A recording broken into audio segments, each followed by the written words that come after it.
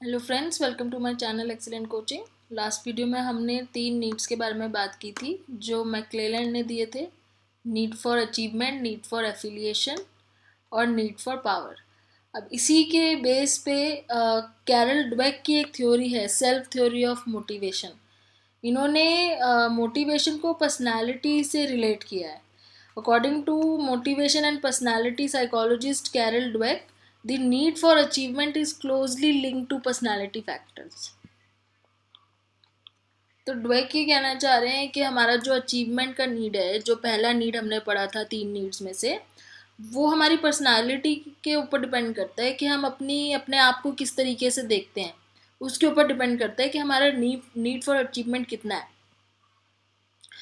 Dweck defines self as the belief one holds about one's abilities and relationship to others। तो पहले तो इन्होंने self को define किया है कि सेल्फ क्या चीज़ है। सेल्फ ये कह रहे हैं कि एक बिलीफ होता है हमारा अपने लिए, अपने आप के लिए एक बिलीफ होता है कि हम अपनी एबिलिटीज़ को कितना हाई समझते हैं, कि हम कितने एबल हैं और हमारा रिलेशनशिप दूसरों के साथ कैसा है। तो हम मतलब एक तरीके से आप अपने आप को कितना ज़्यादा एबल समझते हो, कितना कॉन्फिडेंट हो अपने सेल्फ को लेके, उस पर डिपेंड करता है कि आपका नीड फॉर अचीवमेंट कितना है।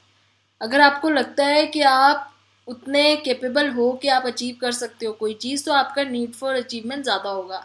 अगर आपको लगता है कि आप इतने कैपेबल नहीं हो, आपके हाथ में कुछ नहीं है, तो आपका नीड फॉर अचीवमेंट भी कम होगा, क्योंकि आप ये सोचोगे कि मैं तो कर ही नहीं सकता हूँ, तो आप वो नीड फॉर अचीवमेंट आपके अंदर आएगा भी नहीं।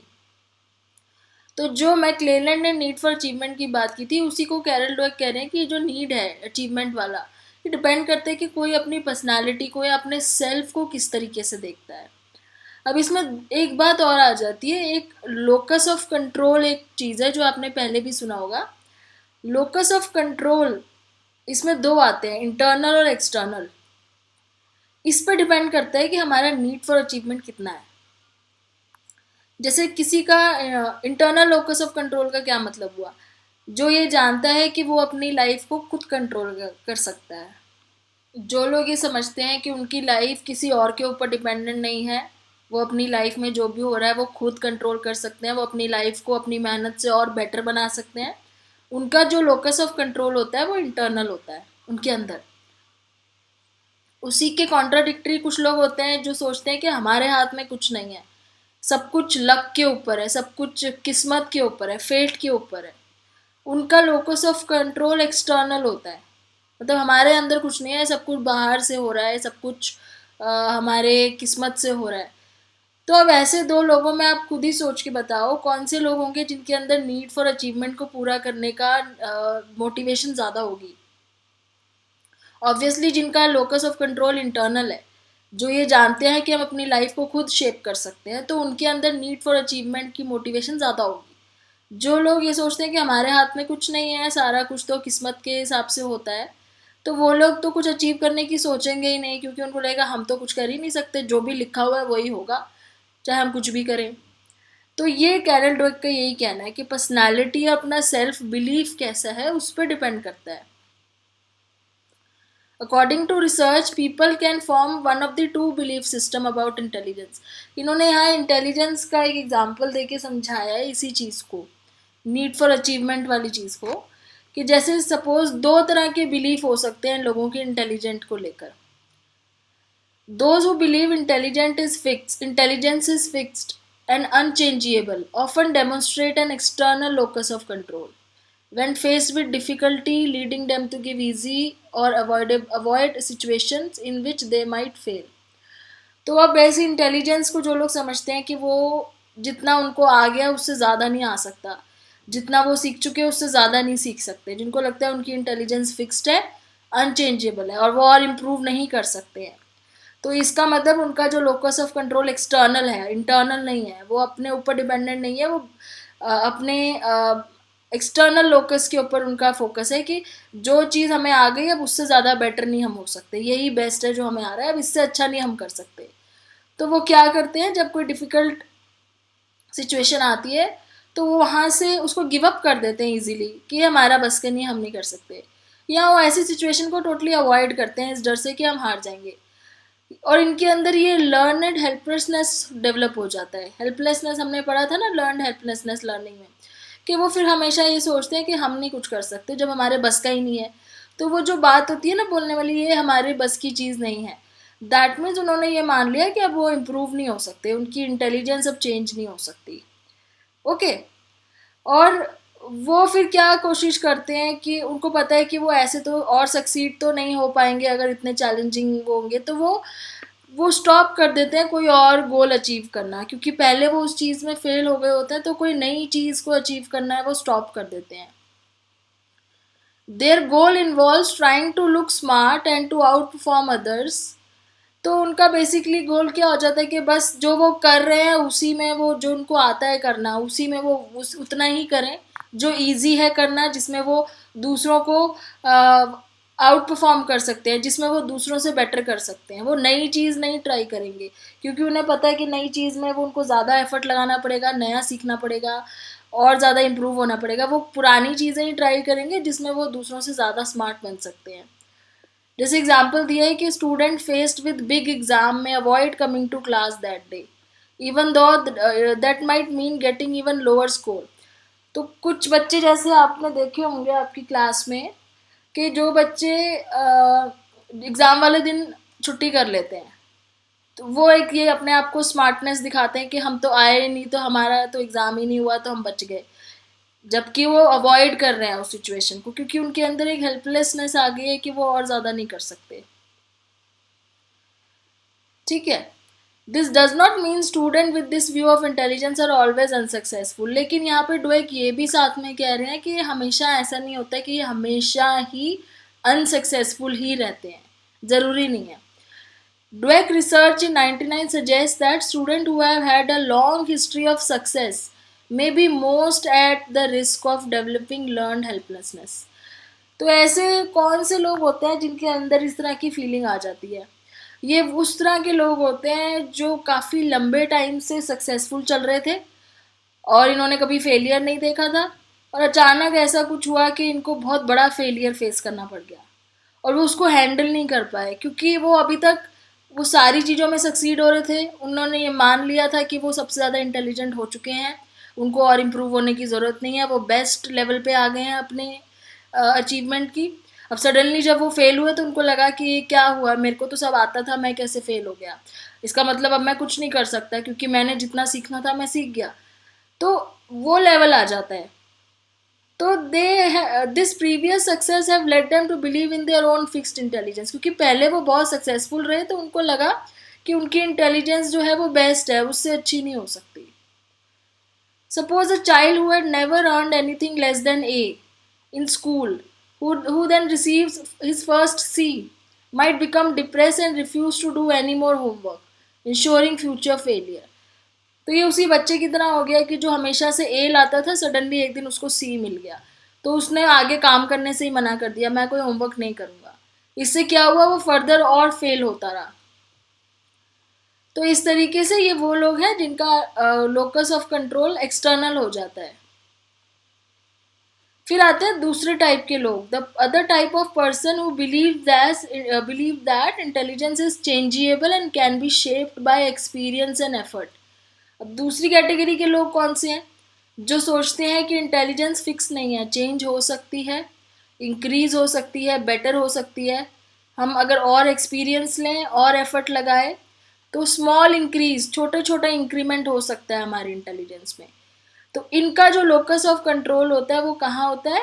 वो होता है इंटरनल, क्योंकि ये अपने एफर्ट के ऊपर ज़्यादा भरोसा करते हैं कि हमें और एफर्ट लगाने की ज़रूरत है। ये अपने एक्शंस पे बिलीव करते हैं, अपने एफर्ट्स पे बिलीव करते हैं। ये हार भी जाते हैं तो उस सिचुएशन से ये डिसअपॉइंट नहीं होते हैं, डिप्रेस नहीं होते हैं, उल्टा उसको चैलेंज की तरह लेके दोबारा उसके ऊपर काम करते हैं, दोबारा उसके ऊपर they are motivated to master task and don't allow failure to destroy their confidence. ऐसे लोग अपने कॉन्फिडेंस को डिस्ट्रॉय नहीं होने देते। तो ये ज़्यादा बेटर है कि आप ज़्यादा अपना जो फोकस है ना इंटरनल रखो, अपने एफर्ट के ऊपर ज़्यादा फोकस रखो, ना कि अपने लक के, अपने फेट के ऊपर। अब इसी थ्योरी के बेस पर ड्वेक रिकमेंड कर रहे हैं, पेरेंट्स और टीचर्स को बोलते हैं कि वो बच्चों को ना एनकरेज करें कि लर्निंग प्रोसेस ज़्यादा ज़रूरी है, ना कि स्मार्ट लगना ज़्यादा ज़रूरी है। बच्चों को ये ना बोलें कि आपने आंसर दे दिया तो आप दूसरों से ज़्यादा स्मार्ट हो। उनको इस तरह के रिमार्क्स नहीं दें कि वाओ आप कितने स्मार्ट हो, आप सबसे बेस्ट हो। इस तरह के रिमार्क्स मत दो। अगर आपने उनको और लर्न करने के लिए एनकरेज करना है तो उसको इस तरीके से बोलो, जैसे you are really thinking hard, कि तुम बहुत अच्छा सोच रहे हो, तुम बहुत मेहनत कर रहे हो। इस तरीके से आप अगर उनको एनकरेज करोगे तो उनके अंदर वो चीज़ नहीं आएगी कि मैं सबसे स्मार्ट हूँ। उनके अंदर एक ये चीज़ आनी चाहिए कि मैं मेहनत कर रहा हूँ, इसीलिए मुझे अप्रिसिएशन मिल रही है। बहुत अच्छी थ्योरी है इन्होंने यहाँ पे जो दे रखी है। तो यहाँ पे वो पूरा समरी है जो अभी तक हमने पढ़ा था कि दो तरह की मोटिवेशन होती है, इंट्रिंसिक और एक्सट्रिंसिक। इंट्रिंसिक मतलब जो आपको अंदर से सेटिस्फैक्शन और रिवॉर्ड मिलता है जब आप कुछ ऐसा काम करते हो, जैसे किसी की हेल्प करना। एक्सट्रिंसिक मतलब आपको कोई बोनस या पैसे मिल रहे हैं। उसके बाद इंस्टिंक्ट वाली अप्रोच सबसे पहले हमने पढ़ी। इंस्टिंक्ट अप्रोच में फ्रॉयड ने भी जैसे बोला था कि हमारे अंदर बहुत सारे इंस्टिंक्ट्स होते हैं। उसके बाद ड्राइव रिडक्शन अप्रोच कहती है कि हम अपना ड्राइव रिड्यूस करने के लिए मोटिवेट होते हैं, तो इसलिए हम ऐसा बिहेव करते हैं। तो हमारे कुछ नीड्स होते हैं, फिजिकल साइकोलॉजिकल, कुछ ड्राइव्स होते हैं, प्राइमरी सेकेंडरी। फिर साइकोलॉजिकल नीड्स में मैक्लेलैंड ने बोला कि ये 3 तरह के नीड हो सकते हैं लोगों के अलग अलग, जिसके बेस पे वो बिहेव करते हैं, जैसे कि अचीवमेंट हो सकता है, एफिलिएशन हो सकता है, पावर हो सकता है। और ड्वेक ने फिर बोला कि जो नीड फॉर अचीवमेंट है वो भी डिपेंड करता है कि आपका खुद का सेल्फ के ऊपर कैसा बिलीफ है। तो अगर आपका इंटरनल लोकस ऑफ कंट्रोल है तो आपका नीड फॉर अचीवमेंट ज़्यादा होगा, एक्सटर्नल है तो नहीं होगा। अभी छोटा सा क्विज है, इसके बाद हम वीडियो एंड कर देंगे। इस क्विज में क्वेश्चन नंबर 1 है, the process by which activities are started, directed and sustained to meet a person wants is called. सबसे पहले हमने यही डेफिनेशन पढ़ी थी, अगर आपको याद हो तो ये मोटिवेशन की डेफिनेशन है। उसके बाद second, Liz picked out her desk on the first day of the class, but in the second class period someone else is sitting in her chosen seat. Liz's territorial attitude about the desk and her negative feelings toward the interloper sitting there might be best explained by which of the following. बहुत easy question है, थोड़ा समझना पड़ेगा कि पहली बार जैसे कोई बच्चा क्लास में जाता है तो वो अपना डेस्क चूज कर लेता है, लेकिन अगर उसके डेस्क पे कोई और बैठ जाए तो वो उसको बहुत गुस्सा आता है कि ये मेरे डेस्क पे बैठ गया। तो वही यहाँ पे बात कर रहे हैं कि जो लिज है वो पहले दिन अपने स्कूल गई और उसने अपना डेस्क चूज कर लिया कि ये मेरा डेस्क है, लेकिन कोई और आके उसके डेस्क पे बैठ गया है, तो ये जो टेरिटोरियल एटीट्यूड है उसको गुस्सा आ रहा है उसको देख के। तो ये कौन सी थ्योरी में ये बोला गया कि इस तरह से हमारे अंदर टेरिटोरियल एटीट्यूड होता है कि हम अपनी टेरिटरी को प्रोटेक्ट करते हैं। तो ये इंस्टिंक्ट अप्रोच में हमने पढ़ा था कि हमारे अंदर एक इंस्टिंक्ट होता है अपनी टेरिटरी को प्रोटेक्ट करने का। तो उसमें बताते हैं कि हम सबके ह्यूमंस के अंदर एक इंस्टिंक्ट होता है कि हम अपनी टेरिटरी को हमेशा प्रोटेक्ट करना चाहते हैं कि ये मेरी जगह है। तो हम अपनी जगह, जैसे आपने देखा लोग अपनी जगह बुक कर लेते हैं कहीं भी जाते हैं, तो वो ऑलरेडी इंस्टिंक्ट है हमारे ह्यूमंस के अंदर। तीसरा है, people high in the need for dash want to be liked by others and are good team players. तो कौन से ऐसे लोग हैं जो जिनको दूसरों को, मतलब उनको लगता है कि दूसरे लोग उन्हें पसंद करें और वो टीम प्लेयर होते हैं, ज़्यादा अच्छे टीम को साथ लेके चलते हैं। कौन सा नीड उनका हाई होता है? Need for affiliation.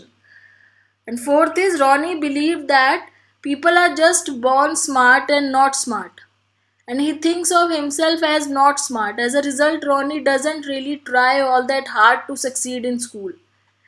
तो एक लड़का है रॉनी जो सोचता है कि लोग जो है वो स्मार्ट जो पहले से ही होते हैं, जब उनका बर्थ होता है वो तभी से स्मार्ट होते हैं, वो बाद में स्मार्ट नहीं बनते।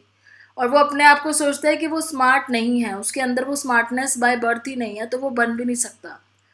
तो ड्वेक के अकॉर्डिंग वो कौन से वाले उसकी अचीवमेंट मोटिवेशन किस वजह से इफेक्ट हो रही है? एक्सटर्नल लोकस ऑफ कंट्रोल की वजह से, क्योंकि वो मेहनत नहीं कर रहा अपने आप को स्मार्ट बनाने के लिए। वो सोच रहा है कि लोग पहले से स्मार्ट पैदा होते ही स्मार्ट होते हैं, वो बाद में स्मार्ट नहीं बन सकते। तो यहाँ पे ये इस तरीके से इफेक्ट हो रहा है एक्सटर्नल लोकस ऑफ कंट्रोल से। अब आगे थ्योरीज और भी हैं जो नेक्स्ट वीडियो में हम डिस्कस करेंगे। Thanks for watching.